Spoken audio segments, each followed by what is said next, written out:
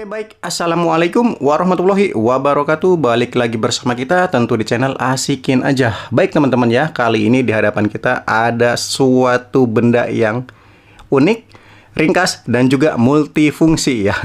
Kalau teman-teman lihat, ini seperti kamera, tapi ini juga ada kipasnya. Oke, jadi ini adalah Gujudok Handle Camera Fan.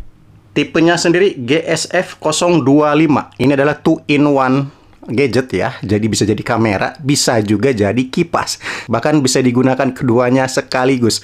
Oke, jadi buat teman-teman yang mencari pocket kamera ya, yang tentunya ini harganya masih sangat-sangat affordable. Oke, kita langsung aja. Harganya itu kisaran 300 sampai 350 ribuan, dan itu juga bisa lebih murah lagi bila teman-teman memiliki voucher tentunya ya, atau event-event tertentu. Dan ya, sekali lagi, ini yang bikin saya cukup excited. Di harga kurang lebih 350 tapi sudah dapat kamera plus kipas. Yang mana brand lain itu baru memberikan kamera atau kipasnya saja, ini bisa keduanya. Dan resolusi kameranya juga nggak main-main ya, sudah cukup mumpuni, bisa sampai 1080.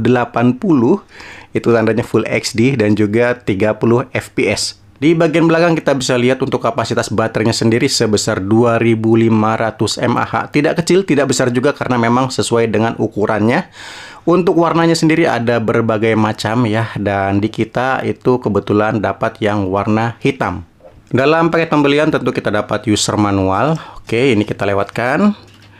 Dapat kabel charger yang tentunya sudah Type-C ya, dan ada aksen-aksen orange-nya. Oke, dan kualitas kabelnya juga tebal dan juga cukup panjang.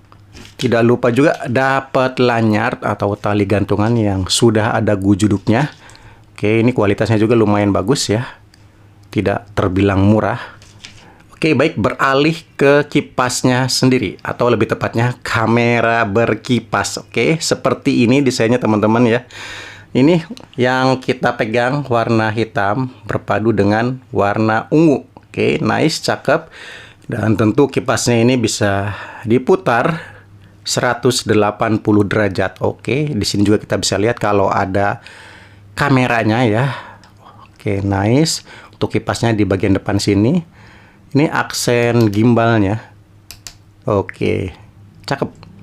Ini bagian layarnya ya, ada tulisan Gujudoknya juga. Kita bisa lihat di bagian bawahnya ada beberapa tombol.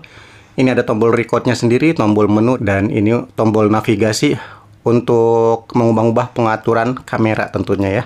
Pada sisi sampingnya kita bisa lihat ada switch on off untuk menyalakan kipas tentunya ya. Dan ini ada kecepatannya, bisa di-adjust sampai 100 kecepatan. Di bagian bawahnya ada tempat lanyardnya sendiri. Dan di sisi satunya kita bisa lihat ada di sini ada pembuangan panasnya biar tidak mudah panas. Dan ini ada port untuk TF card-nya yang mana ini bisa sampai 128 GB.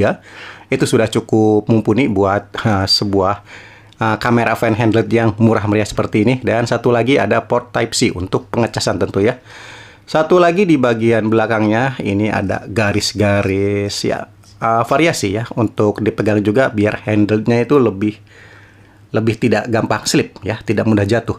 Secara build quality ini sudah cukup bagus ya. Balik lagi ke harganya, di harga 350.000 kita bisa dapat dua fungsi seperti ini. Ini pun bisa kita gunakan pakai webcam ya. Kalau kita biasa berkomunikasi lewat PC atau komputer, ini bisa berguna banget. Oke, kita coba nyalakan. Oke, ini kipasnya. Baik, ini kecepatan yang paling rendah. Oke, ini sudah lumayan. 20, 40, 60, 80, 100. Oke. Oke, mantap.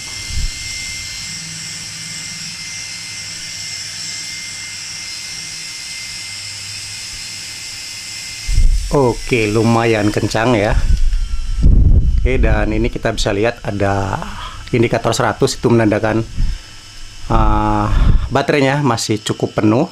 Yang nggak kalah berguna juga, ini bisa standing ya, tanpa kita harus menambahkan tripod atau tambahan lainnya. Cuman ya bagian kipasnya ini yang tidak bisa naik turun ya, hanya diputar 180 derajat. Oke, kita cek untuk kameranya tentunya.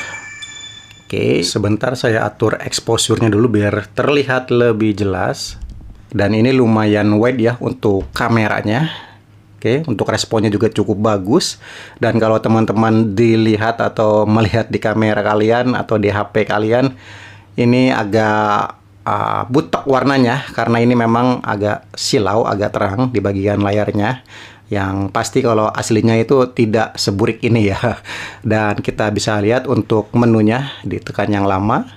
Oke ya, sekali lagi saya tekankan, ini kalau di kamera mungkin tidak terlihat jelas ya, karena memang faktor kamera kita tidak mampu menangkap sinyal yang cerah layarnya. Jadi seperti ini hasilnya. Kita bisa lihat kalau di sini, ini saya sebutkan saja. Di bagian atas ini ada resolusinya atau resolusi, ada equivalent, ada motion detection ya, ada record audio, ada depth label ya, ada photo resolution, oke mantap, ada image quality, ada capture time, ada white balance-nya segala ya, ada auto power off, ada language setting, ada beep sound-nya juga ya, bisa mengubah, dan ada photo burst-nya juga, ada format, ada factory reset ya, ada version dan juga car mode. Oke, car mode ini kita belum paham ya. Yang jelas untuk sebuah fitur kamera di harga agak serak 300 ribuan ya, tentu ini fitur yang cukup memadai. Oke, ini kita back lagi. Nah, seperti ini. Yang jelas kalau hasilnya atau yang kalian teman-teman lihat itu tidak seburuk yang ada di kamera sini ya.